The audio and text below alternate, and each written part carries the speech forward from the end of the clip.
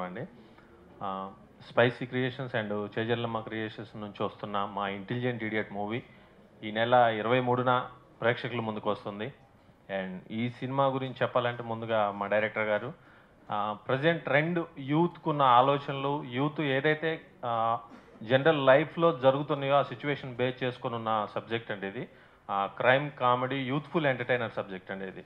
అంటే present youth face చేస్తున్న problems కానివ్వండి, దాంట్లో ఉన్న ప్రాబ్లమ్స్ అండ్ వీటన్నిటిని ఒక ఎంటర్టైన్మెంట్ వేలో కామన్ ఆడియన్స్ కూడా రీచ్ అయ్యేలాగా డిజైన్ చేసిన సబ్జెక్ట్ అండి ఇది. మీ అందరికి ముందుకు వస్తున్నాం మేము ఈ నెల 23న. అండ్ మీ అందరి బ్లెస్సింగ్స్ కావాలి.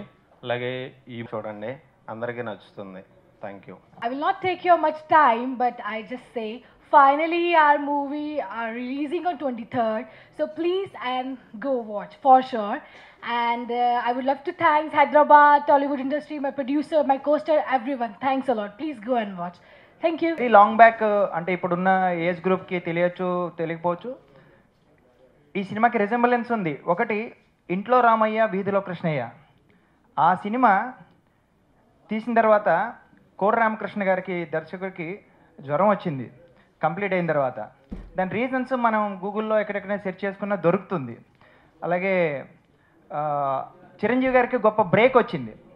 కానీ ఆ సినిమా బయటికి రావడానికి ముందు ఎన్ని రకాల ఇబ్బందులు పడింది, ఏ రకంగా వచ్చింది అనేది అది కొద్దిగా మీడియా వాళ్ళకి తెలిసే అవకాశం ఉంది. ప్రజలు కూడా ఒకసారి సెర్చ్ చేస్తే అది కూడా చాలా సూపర్ హిట్ అయింది. సినిమా రావడానికి సుమారుగా మా సినిమా కూడా అదే విధంగా కొన్ని ఇబ్బందులకి గురైంది. కానీ చివరికి ఇది విజయం సాధిస్తుంది, గొప్పగా వెళ్తుందని చెప్పగలుగుతాను. రెండోది శివ సినిమా, రామ్ గోపాల్ వర్మ గారు తీసిన సినిమా. అది మొదట్లో సెట్స్లో కానీ మిగతా సందర్భాలు కానీ చాలామంది చెప్పారు ఈ సినిమా ఎందుకు ఇలా తీస్తున్నారు, ఎందుకు ఇలా జరుగుతుందని. కానీ సినిమా ఒరిజినల్గా మూవీ స్క్రీన్ మీదకి వచ్చిన తర్వాత ఒక ట్రెండ్ సెట్టర్ అయిపోయింది. ఆ విధంగా ఆ సినిమాతోటి ఈ సినిమాతోటి నేను పోల్చడం దుస్సాహసం కావచ్చు. కానీ ఈ ఇంటెలిజెంట్ ఇడియట్స్ మూవీ కూడా ఈ రెండు రకాల ఫేజులు నేను దీంతో పోల్చొచ్చు. మీరు సినిమా చూసిన తర్వాత అటువంటి థ్రిల్ని, అటువంటి వండర్ని, ఒక సర్ప్రైజ్ని మన తెలుగు సినిమాలో చూస్తారు. సినిమా సిస్టము ఎప్పుడు ఉండేటటువంటి ఆ సిస్టమ్ ఆఫ్ డ్యూయేటు లేకపోతే ఫైటు, తర్వాత చాలా పంచ్ డైలాగ్స్ అనే సిస్టమ్ కాకుండా, ఎందుకంటే మన సినిమాలో ఉన్నటువంటి నలుగురు ఇంటెలిజెంట్సు ఇడియాటిక్ పనులు చేస్తారు. ఇప్పుడున్నటువంటి సోషల్ మీడియాని ఏ విధంగా వాళ్ళు యూటిలైజ్ చేసుకున్నారు అన్నది ఇది ఒక సెటైరికల్గా నడుస్తుంది. అందుకే మేము పోస్టర్లో కూడా క్రైమ్ కామెడీ అని దీన్ని చేసాం. యాక్చువల్గా ఈ మధ్యన హర్రర్ కామెడీ ఒక జోనర్ నడుస్తుంది. ఇక ఫేజులు దాటుకుంటూ వచ్చాం సెన్సార్లో. ఆ విషయం పత్రికలో కూడా కొన్ని వచ్చి ఉండొచ్చు. ఇన్ని ఫేజులు దాటుకుని నిలబడిన తర్వాత తెలుగు సినిమా చరిత్రలో ఒక ఫుల్ ప్లెడ్జ్డ్, ఏమాత్రం కామెడీ తగ్గకుండా క్రైమ్ ఎలిమెంట్ అంతర్లీనంగా సాగుతుంది. సినిమాని ఒక గ్రిప్పింగ్ మోడ్ తోటి తీసుకెళ్ళాం. దీంట్లో మా డైరెక్టర్ గారు బాలాజీ గారు చాలా ఒక గొప్ప విషయాన్ని తెలుగు సినిమాకి పరిచయం చేస్తారు. అంటే ఈరోజు చెప్తే బాగుండదు, రాబోయే శుక్రవారం నాడు రిలీజ్ అవుతుంది.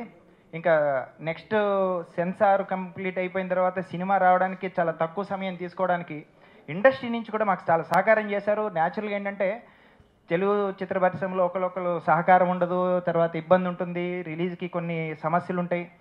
మరి లక్ష్మీనరసింహస్వామి మాకు బ్యానర్కి ఆశీర్వాదం ఉంది. ఎలా నడిచిందో అన్ని రకాలుగా చాలా రిచ్గా వచ్చింది. అన్ని సినిమాలు చెప్తాం చాలా రిచ్గా ఉంటుంది ఇది జరుగుతుందని. కానీ మీరు సినిమా చూసిన తర్వాత పత్రికా ముఖంగా ఈ విషయాన్ని మేము ప్రూవ్ చేసుకోగలుగుతాం. సినిమా రిచ్గా ఉంది, టెక్నికల్లీ డామినేటింగ్గా ఉంటుంది. ముఖ్యంగా సప్తగిరి బ్లైండ్ క్యారెక్టర్ చేశారు ఇందులో. ఆ బ్లైండ్ క్యారెక్టర్ని ఎంత నవ్విస్తుందో, మొదటిసారి సప్తగిరి షేడ్ కూడా అంత ఎమోషనల్గా కన్నీళ్ళు కూడా పెట్టేస్తుంది. సప్తగిరి మాతో మాట్లాడుతూ చెప్పాడు ఆయన, వద్దొద్దు రీ రికార్డింగ్ చాలా బాగుండాలి, లేకపోతే నాది ఎమోషనల్ బ్యాక్డ్రాప్ ఇబ్బంది అవుతుంది. కానీ వాస్తవంగా ఆయన ఎంత నవ్విస్తాడో ఈ సినిమాలో ఆ విధంగా కంట్లో నీరు